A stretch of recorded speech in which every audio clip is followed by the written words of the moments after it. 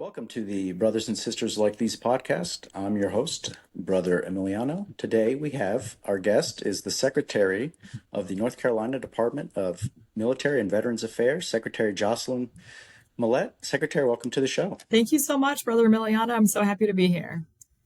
Good to see you again. You too.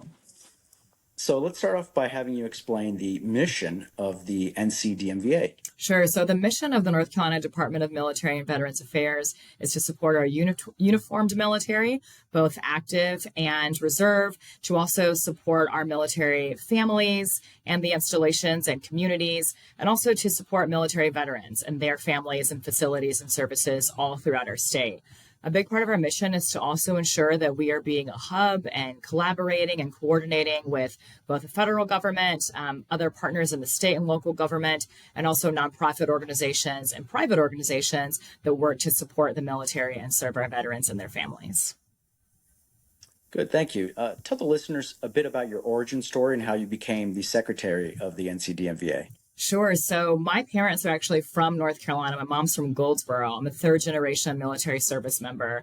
My grandfather is a Vietnam veteran, a Purple Heart recipient. He served enlisted in the Army for 26 years. My father retired as a colonel in the Air Force. He served for 30 years. And then I served for 10 years in the Air Force as an officer after graduating from the Air Force Academy.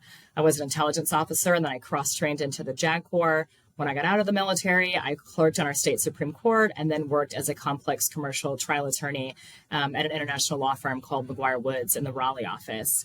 And this opportunity was presented to me in last December.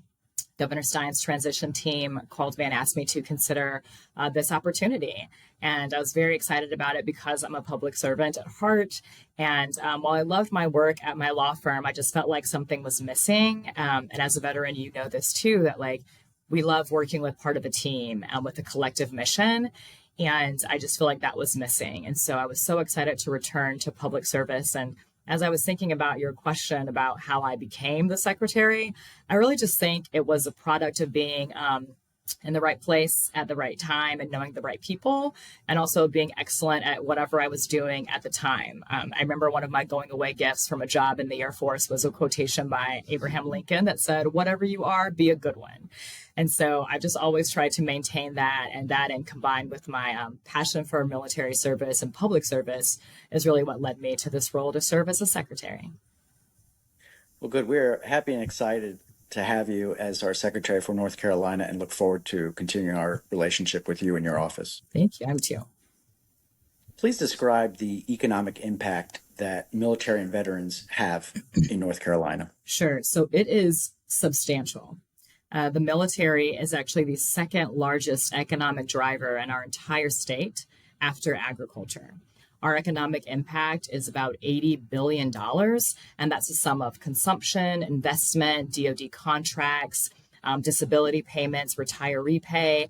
And of course, when our veterans and military are receiving their salaries and disability compensation and retiree pay, they're going out into their local communities and infusing those local economies by supporting them as well and spending that money right there in our cities and towns. The military supports over 653,000 jobs in our state. That's about 11% of North Carolina's 5.9 million jobs. And there are 680,000 veterans in our state and over 90,000 military service members. And when I give those numbers, I'm talking about the veterans and the service members. So you just add on top of that their families, their spouses, and their children. There are also 20,000 military members that get out of the military just from our bases here in North Carolina every year. So if you think about what that can do to infuse our state's workforce, we really have an incredible economic impact in our entire state. Thank you. I'm glad you appreciate what the impact is. I don't think many listeners know that, and thank you for explaining that. That is an incredible amount of resources and money and GDP that goes and comes from the military and veterans. Absolutely. Could you give us a quick overview of DMVA's role in Western North Carolina specifically? Sure. So our entire state is divided into 4 regions, and Western North Carolina falls within Region 1. There are 12 counties, minus the Eastern Band of Cherokee, and we have a Veteran Service Officer, or VSO, in Canton, also in Morganton, and also in Hickory. And then there's a lead VSO, the regional manager in Western North Carolina Region 1 is Jeremy Hughes. We also have a state veterans home in Black Mountain and a state veterans cemetery in Black Mountain. And so Western North Carolina, those are all of the DMVA connections in Western North Carolina, if that explains and answers your question. Absolutely. So could you please briefly explain some of the DMVA's initiative that are on your radar right now, such as the VSO grant money and other items? Sure. So one of the current DMVA opportunities that I'm really proud about is my team recently stood up and rolled out a grants program for county VSOs. And this is especially going to be impactful in Western North Carolina because of the population of rural veterans. We recognize that not every county has veteran service officers, whether at the state level or the county level. So our grant program provides an opportunity for counties to apply for and receive a grant in the amount of $20,000. And your county can qualify for this if they have 8 or less certified VSOs, according to the Department of Veterans Affairs list. And so we've also been very thoughtful about the rollout of the actual program because for the counties that don't have any VSOs, we connect it with county commissioners or county managers and mayors and city council and town council members to make sure that they knew about the program and could apply for them. And so we're very excited about that. Another opportunity that's throughout the state, but I also would love to receive some nominations from our veterans in Western North Carolina, is the opportunity to nominate a veteran for the North Carolina Military Hall of First. So the nomination period is open right now and closes April 30th, but it's an opportunity to really publicly emphasize and recognize the honor that's brought to our state and nation by the sacrifice of North Carolina's military veterans and their families. And then last thing that I wanted to talk about for this was Operation Greenlight. Again, a statewide initiative that we want our friends in Western North Carolina to participate in. But it's just an opportunity to show outward facing and awareness of military veterans and their families. And so we celebrate Operation Greenlight the week leading into Veterans Day. So it'll be in November. And it's an effort that we get people all across the state, government, private homes, our headquarters office building will have it, but we'll have green lights outside of our buildings. And it's just, again, an awareness to recognize and appreciate the military veterans and their families. And we're proud to say that we actually rolled this program out in all 100 counties and it's a partnership with the North Carolina County Commissioners Association. So get your green lights ready for November. Absolutely. I'm already planning. Thank you very much for that explanation. The VSO grant money seems like a very timely initiative. It's a blessing for these offices. Thank you very much for your explanation because in explaining, you've shown how there are other things that you guys are doing behind the scenes to facilitate that. So I'm glad you were able to discuss it, and it shows that you understand that certain places might need an extra bit of help and that you are able to afford them the opportunity based on the needs. And that is something that we're very appreciative to allocate $20,000 for that. So thank you on behalf of all counties, but especially Region 1 in Western North Carolina. Absolutely. Thank you. And we do, of course, receive people at our state veteran service centers who don't live in that specific county. So we welcome folks in to come visit us, but we also have veteran service officers who travel to counties that don't currently have any VSOs. And we're really proud to be able to provide that support as well. But we also acknowledge that the county grant program will support those specific counties as well. So we're very excited about it. I'm grateful to my team who worked so hard to roll that program out. Yes, I will, as you know, and I say this more for the listeners who aren't aware, our VSOs here at the state level work incredibly hard. I have personally seen Jeremiah Hughes travel long distances just for meetings, extremely present. And so the impact that they have on our, especially these veteran communities that need to work on claims or have other issues is incredible. And I know you appreciate that. I just want to make sure that our listeners appreciate that as well, because they work very hard. Absolutely. Thank you. Moving on, if you could describe your commitment to Western North Carolina in this particular period of post-storm Helene. Sure. So I think my commitment to Western North Carolina really was birthed out of the trip that Governor Stein organized for his entire cabinet to travel to Western North Carolina. I think it was like our third week that all of us had been in office. And he just wanted to ensure that every single cabinet secretary and the directors prioritize Western North Carolina recovery efforts, no matter what our specific departments were. And so I went to Western North Carolina very early on in my tenure and had a wonderful opportunity to visit with the American Legion Post 70. That's, of course, when we first met. But I feel like the commitment was birthed out of that trip because I got to see firsthand the devastation. It's one thing to see it on the news, but to see it firsthand really makes you think, okay, what can I do? Have to be creative about supporting Western North Carolina. And I'm just really grateful for all of the nonprofit organizations who serve and support veterans, especially brothers and sisters like these. The opportunity to partner with Charles George Veterans Affairs Medical Center. I talked to Craig Holbert. I actually talked to Director Young, Stephanie Young, and Craig Holbert this morning. So I'm in contact with them fairly often.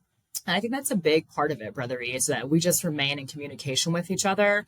Because it's one thing to like passively have these connections, but to be actively engaged, that's how you really know what the issues are and how you can serve and support them better. And just being on the ground there and that one trip, I learned about the Secretary of DIT, Secretary Piccioni. All of us were volunteering in different counties in Western North Carolina.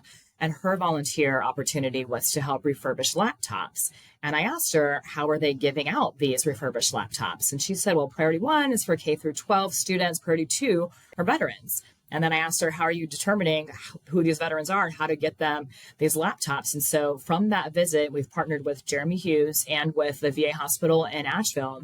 And we're working on connecting veterans by coming to these partners, learning, having them get trained on how to use these laptops, and then they can take them home with them. They're their refurbished laptops to keep, but we're also making sure that at least 2 laptops will be placed in the VA hospital right there in Asheville as well, so veterans can more easily access telehealth appointments if they don't have their own laptop to utilize that. So I think those partnerships will just be better as we continue to communicate and work together.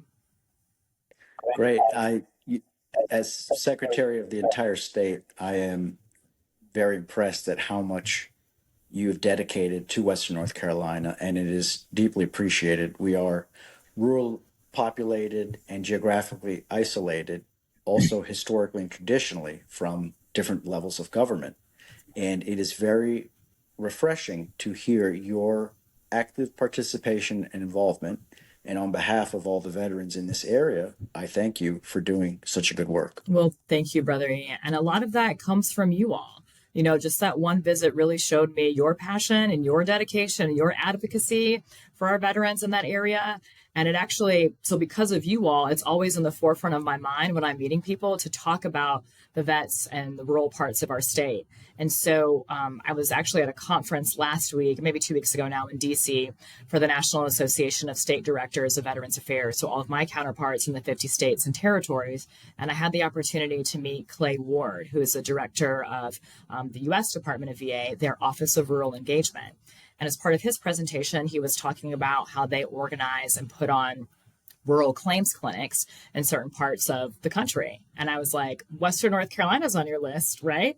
And so he was like, oh, we hadn't done that yet. And so now I'm working with both Jeremy and the VA hospital in Asheville to coordinate and organize a rural claims clinic in Western North Carolina. So stay tuned. That'll be coming. That's great. And I will make sure I link all these types of resources for the listeners. Also, as you know, Charles George Hospital has incredible staff. And when Storm Helene hit, they had many healthcare providers who physically put on backpacks and went out to drop insulin and do checks. It was simply an amazing feat of display of just incredible workmanship and heart and dedication. And I know you know that about our area. And I'm very glad to be in a system that has a hospital that's nationally ranked consistently within the top 3 of the nation, not just the state. Absolutely. Well, I can also tell you, I know a lot of you may have watched it on live stream, but for Governor Stein's first State of the State address at the General Assembly earlier this week, being in the room and on the floor, you could really just feel the spirit of the people of Western North Carolina, that there are people on both sides of the aisle. It doesn't matter what your party affiliation is. Everyone is standing with you all, ready to support you. And I think everyone's resilience and determination and passion in Western North Carolina has reverberated throughout the state. And it was certainly in that space earlier this week. So thank you all. Thank you. That is our spirit as non-religious, non-political. We have to engage with certainly both more political, but we try to stay above and separate. And I see your passion in representing everybody versus a side or breaking it down any type of demographics or what have you. And that's how we really get our veterans first. We just, as an organization, we personally just care about the fact that you served our nation and we're here to help. And I see that same type of ethic in you, and it is very appreciated. Thank you. So is there anything else in terms of events or initiatives that the DMVA is working on that you would like to discuss for the listeners? Sure. I do just want to make sure that your listeners know about a few things. So I'll just go through in chronological order the things that we are doing in the coming few months. So we're hosting an ROTC roundtable on March 21st in Durham. That's our 5th annual event. Of course, we already talked about our County VSO grant program. The deadline for those applications is March 24th. And then we also have our Military Child of the Year semifinalist recognition event. That's on April 25th. And we wanted to do that because there's only one Military Child of the Year from each branch of service that's nominated to compete at the national level. And we wanted to make sure we had an opportunity to recognize these outstanding young people who are the semifinalists in North Carolina. So we're doing that on April 25th. And then finally, our North Carolina Hall of First, I think we talked about that briefly, that the applications are open now and we're receiving nominations through April 30th. So I hope all your listeners mark their calendars for those events. Yes, and we'll have those links and dates as well. And so I've seen you guys have an incredible resource book, a physical book, and also it can be viewed online on your website. It is absolutely brilliantly made and engineered. And besides that reference book and your website, what are the ways that we can connect with DMVA? Sure. So yes, the resource guide is a product that we are very proud of. Our comms team is fantastic, the way that they organize that and really just created a comprehensive list of resources, because there are actually over 400 organizations in our state that already work to serve the military and support our veterans and their families. And we want to make sure that DMVA is a hub to point people in the right direction. If it's not something that we can do internally through our veteran service centers or our homes or cemeteries, we can connect people to the right places, whether it's a federal, state, or local government resource. So the best way is to go to our website and stay apprised of our social media posts so that you can learn more about what we're doing. Okay. So before we finish, I would like to make sure that we continue our working relationship that we have between the DMVA, Western North Carolina, and brothers and sisters like these and the various other organizations such as the hospital, Post 70, and keep us in not only in your thoughts, but in your presence. And so I would like to make sure that we continue this professional relationship with your office. Oh, absolutely. I actually already have 2 trips on my calendar planned for Western North Carolina, so it'll be happening. Beautiful. I mean it. Let us know, and we will be up there. Well, Secretary Mallette, thank you for your time and being our guest. To you, please, the last word. Well, I just want to thank you, Brother Emiliano, and your entire organization of brothers and sisters like these for all the work that you all do and all of your partner associations as well. So I'm grateful to you not only for your service to this great nation, but to what you're doing right now for the state of North Carolina, especially our veterans in Western North Carolina. And I do truly look forward to this continued partnership. So thank you. To our listeners and Secretary, thank you very much, and stay tuned for the next episode.